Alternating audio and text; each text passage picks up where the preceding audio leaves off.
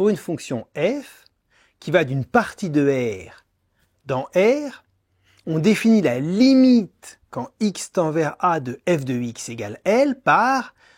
quel que soit epsilon strictement positif, il existe un état strictement positif, tel que quel que soit x appartenant à l'ensemble de définition, si la valeur absolue de x moins a est inférieure à état, alors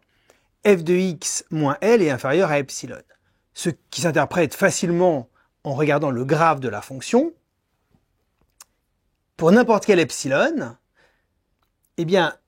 si l'on veut s'assurer que la distance entre f de x et L est inférieure à epsilon, eh bien, il suffit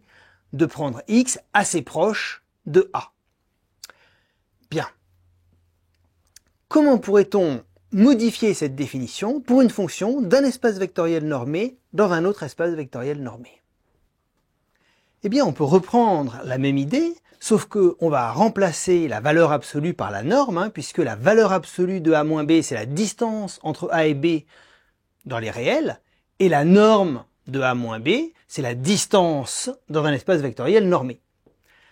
Et puis, ce qui change évidemment, c'est la représentation graphique. On ne peut plus représenter le graphe de la fonction f, mais si on prend comme espace vectoriel normé R2, on peut représenter l'ensemble de départ et l'ensemble d'arrivée. On obtient donc comme définition limite de f de x quand x tend vers a égale L si,